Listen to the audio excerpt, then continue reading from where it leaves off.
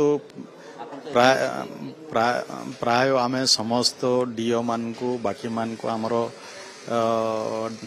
Direction ଯାଇଛି ସେମାନେ ଠିକ୍ ସମୟରେ ଡ୍ରେସ୍ ବାଣ୍ଟିବା କଥା। କୌଣସି ଜାଗାରେ ଯଦି କିଛି ଅନିୟମିତତା ହେଇଛି ଆମେ ନିଶ୍ଚୟ ତାର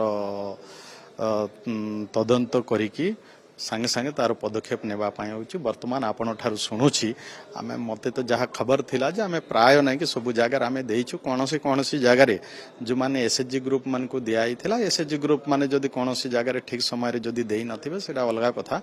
ଆମେ ନିଶ୍ଚୟ ଦେଖୁଛୁ। ଇଏ ଆପଣଙ୍କ ଠାରୁ ଶୁଣିଲା ପରେ ମୁଁ ସାଙ୍ଗେ ସାଙ୍ଗେ ଏ କଥାକୁ ଗୁରୁତ୍ୱର ସହିତ ବିଚାର କରୁଛି। ସ୍କୁଲ ମର୍ଜର ନେଇକି ପୂର୍ବରୁ ମଧ୍ୟ କୁହାଯାଉଥିଲା ଯେଉଁଗୁଡ଼ିକ ପ୍ରୋସେସ୍ ମଧ୍ୟ ଆରମ୍ଭ ହୋଇଥିଲା, ଏବେ କିଛି ନୂଆ କିଛି ହେଲାଣି ନା?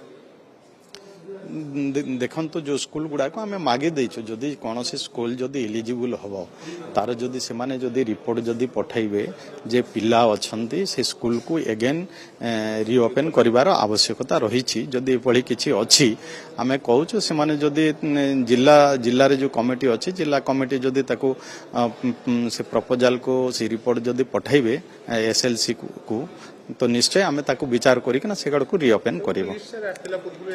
ନାଇଁ ଯେଉଁ ଗୁଡ଼ାକ ଯାହା ବି ଆସିଥିଲା ଆମେ ସେଗୁଡ଼ାକ କରିଛୁ। କିଛି ବିଚାର ଦିନ ଥିଲା ଆଉ ଯାହା ବି ଆସିବ ସେଭଳି କିଛି ଆସିବ ବୋଲେ ତାକୁ ଆମେ ନିଶ୍ଚୟ କରିବା ପାଇଁ ରିଓପେନ୍ କରିବା ପାଇଁ ବ୍ୟବସ୍ଥା କରିବୁ। ଦେଖନ୍ତୁ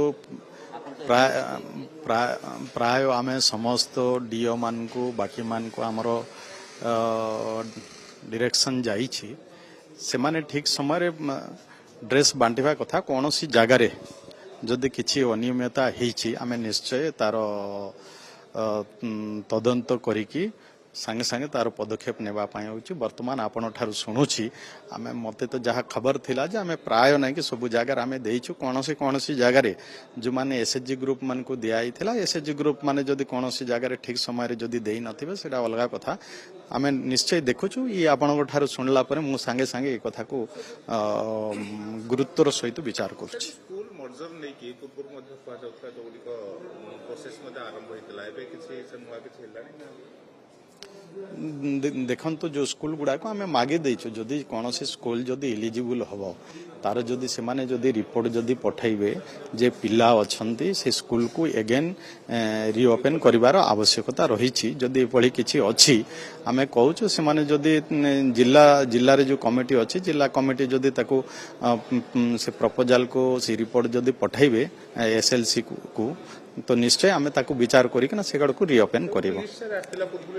ନାଇଁ ଯେଉଁ ଗୁଡ଼ାକ ଯାହା ବି ଆସିଥିଲା ଆମେ ସେଗୁଡ଼ାକ କରିଛୁ। କିଛି ବିଚାର ଦିନ ଥିଲା ଆଉ ଯାହା ବି ଆସିବ ସେଭଳି କିଛି ଆସିବ ବୋଲେ ତାକୁ ଆମେ ନିଶ୍ଚୟ କରିବା ପାଇଁ ରିଓପେନ୍ କରିବା ପାଇଁ ବ୍ୟବସ୍ଥା କରିବୁ।